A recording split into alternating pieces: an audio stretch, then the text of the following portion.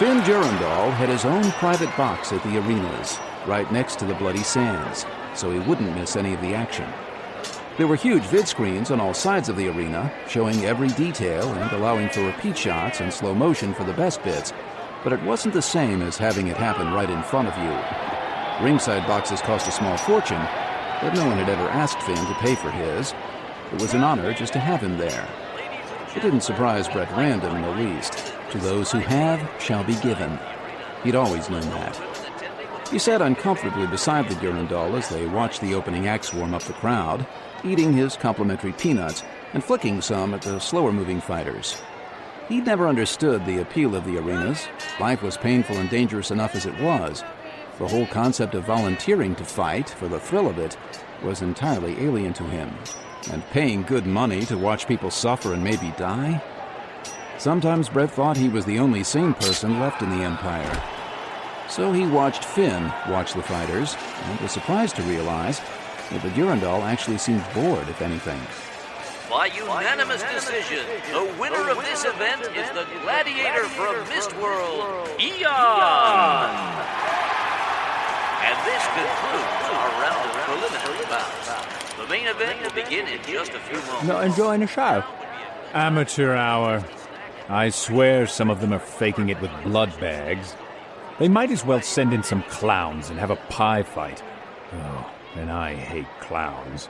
What's funny about violence where no one really gets hurt? Brett decided he wasn't going anywhere near that one. I suppose Your Honor only appreciates the skills of the more expert fighters. Skill is always interesting, but it's still not what I'd call entertainment. This whole thing is so artificial when all is said and done. They fight according to rules and regulations with every protection under the sun. And after it's all over in here, there are regen machines standing by to salvage most of the victims. It's play acting at fighting, with the odds stacked in your favor whether you win or lose. It's nothing like the real thing. Then why do you have a box here? Because it's expected of me. Just one of the many stupid things I have to do to maintain popularity. They like to see me here, sharing in their pleasures. It's all part of the image. Now shut up and pay attention. It's time for the first match.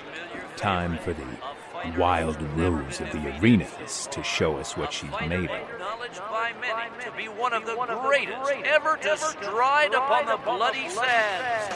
You know her as the Wild Rose. Ladies and gentlemen, here she is, Rose Constantine! Brett looked out over the bloody sands and saw the opening acts scatter and beat a retreat to the exits as Rose Constantine strode out into the center of the arena. Clad as always in her trademark, tightly cut red leathers, the color of dried blood from her thigh boots to her high collar. Her skin was deathly pale, her bobbed hair was black as night, her eyes were even darker, and her rosebud mouth was a savage crimson. Fully 7 feet tall, lively muscular, full-breasted. Brett thought he'd never seen anyone sexier or scarier in his life, and he'd been around. He watched open-mouthed as Rose Constantine stalked across the sands with a predator's deadly grace. She carried her sword casually in her hand, as though it belonged there, as natural as any other part of her body. The cheer of the crowd lacked the warmth or appreciation that Brett would have expected for such a long-standing victor of the bloody sands. The Wild Rose had come to the arenas at a mere 15 years of age, a vicious little poppet with an insatiable appetite for combat in all its forms. She'd fight with sword and axe, energy weapons and force shields, in full armor or buck naked, and never once looked like losing. Now, 10 years later, she was still undefeated. She'd take on any opponent, no matter how experienced, and once fought in an exhibition match against odds of 15-1. She killed them all in under 10 minutes. The audience had seen her bleed, but they'd never seen her flinch. Rose was admired, but not adored. As her fame grew, it got harder and harder to find anyone who'd go up against the Wild Rose, no matter how big the prize money. The crowd liked to see expertise, skill matched against skill, or at the very least, courage in the face of adversity. All Rose offered was the certainty of a kill. But still they came to see her, the Wild Rose of the arenas, darkly glamorous, endlessly fascinating. the relentless blood-red angel of death, who appealed to the crowd's darker, more savage needs. These days, she fought only in special matches, arranged and advertised well in advance, usually against deadly killer aliens imported by the arena's board from the outlying worlds. All non-sentient, of course, but guaranteed vicious as all hell. And the crowds always came to watch, waiting for the inevitable day when the Wild Rose would finally meet something even nastier than she was. They needed to be in at the death. To see the nightmare fighter of the arenas finally brought down. The crowd might have its favorites, but it didn't like any individual to become more important than it was. Any idea who she's fighting today? There's nothing in the program, which I can't believe they tried to charge me 5 credits for. It just says, the Wild Rose in a special event. Where have you been hiding yourself? No, of course. Silly question. The board has been advertising this fight for months. Ticket scalpers have pushed the seat prices through the roof. The greatest match in the history of the arena, according to the board, and for once they might just be right. And pay attention, Brett. Even the legendary masked gladiator never fought anything like this. Rose stood cool and calm and utterly collected in the very center of the arena. She was smiling slightly, looking at nothing in particular. She turned unhurriedly to face the gates, and Rose's very special opponent strode jerkily out onto the sands. Brett could practically hear the crowd breathing in unison. The creature stalked slowly forward, oriented solely on Rose Constantine, and she stood there, holding her sword casually, waiting for it to come to her. The vile thing was 10 feet tall, wrapped in spiked scarlet armor that was somehow a part of it, almost the same color as Rose's leathers. Vaguely humanoid, its wide, heart-shaped head lacked anything even remotely resembling a human expression. It had steel teeth and claws, and it moved like a killing machine, a nightmare given shape and form and bloody intent in the waking world.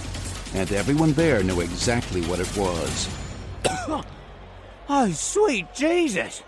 Brett leaned forward in his chair despite himself. Oh, Jesus God, it's a Grendel! Get her out of there! Get her out of there, or she'll be butchered! Control yourself. This is the Wild Rose. If there's anyone left in this weak and complacent empire that could take a Grendel, it's probably her. The odds are only 7-1 against. Where the hell did the board get their hands on a bloody Grendel? I've never seen one outside of the Hollows. I didn't think anyone had. They're supposed to be extinct. No, there was just the one left, preserved inside a stasis field in a university museum on Shannon's World. No access to anyone except the very highest xenobiologist. But apparently the museum found itself very short of funds, and the board made an incredibly generous offer. Even after today's takings, the board will lose money on the deal, but you can't buy publicity like this. And of course, there's broadcasting rights, hollow vids. Oh, this is sick! Brett was so angry he actually forgot to be afraid of Finn. Even a Wild Rose doesn't stand a chance against a Grendel. This isn't a duel, it's a death sentence. It's murder. The only human ever to have gone one-on-one with a Grendel and survive was the blessed Owen. Oh, look at the bloody thing. Death on 2 legs and proud of it.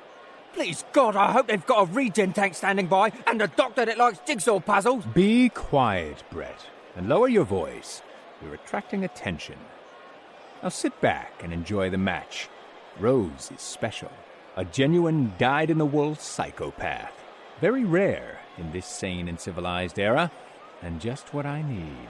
And if she doesn't survive? Then she isn't what I need. Now hush. The curtain's going up. And as suddenly as that, the match was on. They slammed together, and sparks flew as Rose's sword clashed harmlessly against the Grendel's reinforced silicon armor. Its steel claws sliced through the air where Rose's throat had been a moment earlier.